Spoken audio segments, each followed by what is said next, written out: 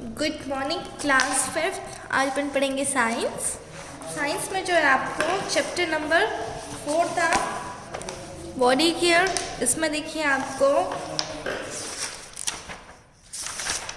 बताया था कि अगर देखिए आपको कभी चोट लग जाती है घर से ही तो आप फर्स्ट एड कैसे दे सकते हैं। फर्स्ट एड क्या होता है? टेम्प्रेरी रिलीफ होता है। किसी इंजर्ड या फिर सिक पर्सन को दिया अगर टेम्प्रेरी रिलीफ होता है वो फर्स्ट एड होता है।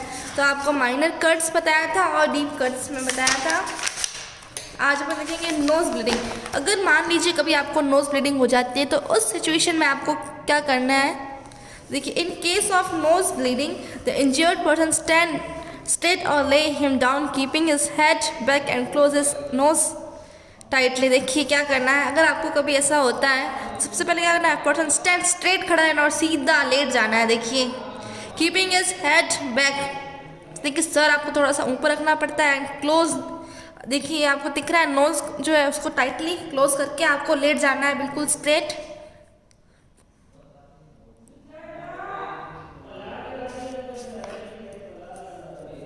फिर आप put a wet towel on his head. फिर उसके जो हेड पे एक आपको गीला टॉवल रखना है।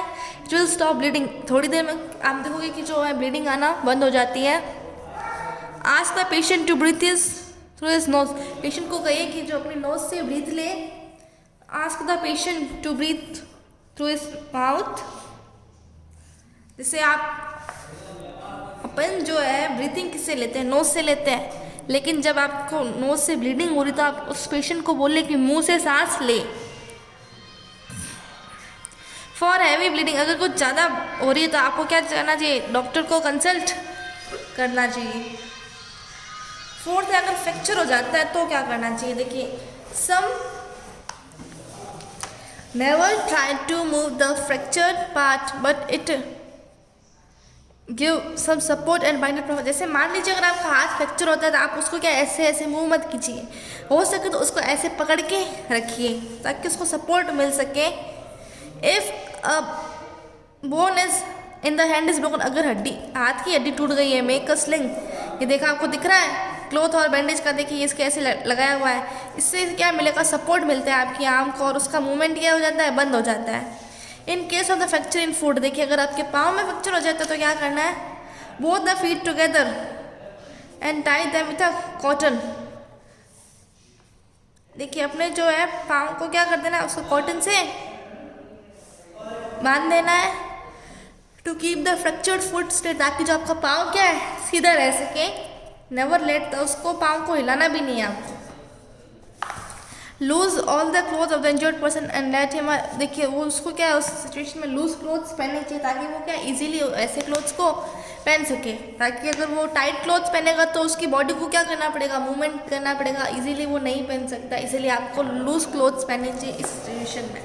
अब स्प्रेन क्या होती है? देखिए अगर जिससे पाँव में मोच आ जाती है तो क्या होता है? In sprain the tissues of the injured part get damage. Sprain के क्या होता है? जैसे कहीं पे चोट लगी उस टिश्यू, वहाँ के टिश्यूज़ क्या हो जाते हैं? डैमेज हो जाते हैं। टिश्यूज़ आपको पता होगा क्या होगा? टिश्यूज़ जो होते हैं ग्रुप ऑफ सेल्स होते हैं। उस जगह आपको क्या करना है? Use a cold ice pack. ठंडी आइस पैक आपको यूज़ करना। ऑइंटमेंट्स जैसे Iodex, Relaxyl etcetera can be lightly rubbed over the sprain joint 2 or 3 times. अब जहाँ पे आपको जैसे यहाँ पे मोच आई है तो आपको उस जगह आइस पैक लगाना और दिन में 2-3 बार पेन रिमूवल होती है ना, जैसे आयोडेक्स है, रिलैक्सेल है, ये आपको लगाना चाहिए उस जगह पे। और sprain joint should not be move to make it heal faster. आप सोचते हो कि हम उसको फटाफट हिला के ऐसे अपनी स्प्रेन निकाल सकते हैं, आपको वैसा नहीं करना चाहिए। फिर है बर्न्स। अगर कभी जैसे जल जाता है उस सिचुएशन में आपको क्या करना है? जैसे आप किचन में खाना बना रहे हो, कभी क्या हाथ जल जाता है तो सबसे पहला माइनर बना, अगर थोड़ा सा ही जला तो आपको क्या करना है? देखिए, keep the burned area of the body under cold running water for a few minutes. जैसे आप किचन में आपका हाथ जला है तो किचन में सिंक तो होती है, फटाफट देखिए अपना जो हाथ है ठंडा पानी होना चाहिए तो कुछ देर के लिए अपने हाथ को पानी में डाल के रखिए, ठीक है। Then apply ice cubes on the burned area. फिर क्या है? आइस क्यूब डालिए जो एरिया आपका बर्न हुआ है जहाँ पे वहाँ पे आइस क्यूब लगाइए, क्योंकि देखिए आपका हाथ जला है तो गर्म है, अपन उसको क्या कोल्ड देते हैं ताकि वो क्या थोड़ा सा रिलीफ महसूस हो, इसलिए अपन आइस क्यूब्स यूज़ करते हैं। Apply an antiseptic like burner on the burn part of the body. फिर एंटीसेप्टिक यूज़ कीजिए, जहाँ पे जो है हाथ चल रहा है उस जगह पे एंटीसेप्टिक लगाइए, जैसे बोरोप्लस या फिर बर्नल। फिर है सीवियर बर्न्स, अगर थोड़ा ज़्यादा लग जाता है तो take the patient to the doctor immediately, उसी टाइम आपको पेशेंट को डॉक्टर के पास लेके जाना है। Severe burns must be severe burn होता है तो आप डॉक्टर ही के थ्रू ही आप उसको ट्रीट कराइए। आप सोचते हैं कि हम घर का इलाज कर देंगे, नहीं, आपको डॉक्टर के पास जाना है इमीडिएटली।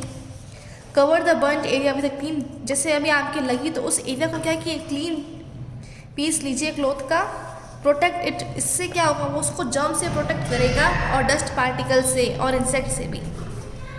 फिर है केमिकल बर्न, अगर देखिए केमिकल बर्न हो जाता है तो क्या करना है, wash the affected area with plenty of water to remove the chemical. सबसे पहले जिस जगह पे लगी जला है उसको अच्छे से पानी से साफ कीजिए उस जगह को।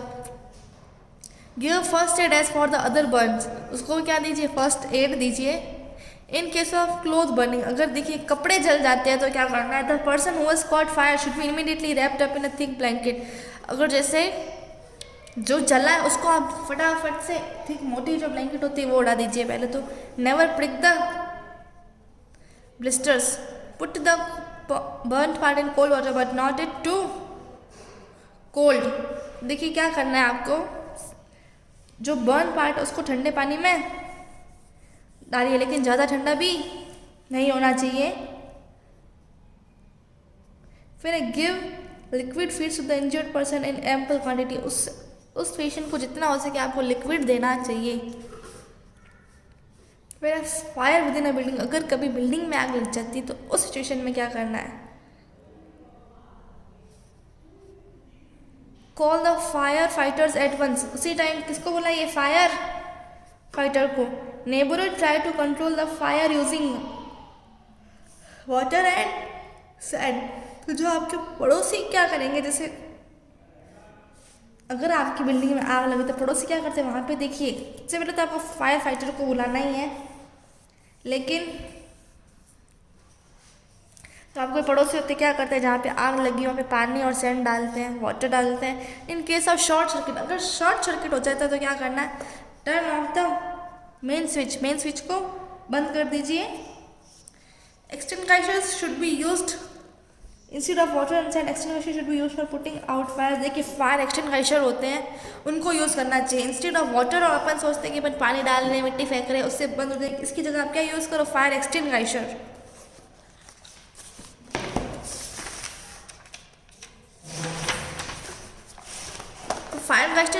फायर एक्सटिंग्विशर आपको देखने को मिल सकता है, अपनी कार्स में भी होता है, घरों में भी लगे हुए होते हैं, जैसे कुछ बिल्डिंग्स होती है वहाँ पे फायर एक्सटिंग्विशर लगा हुआ होता है।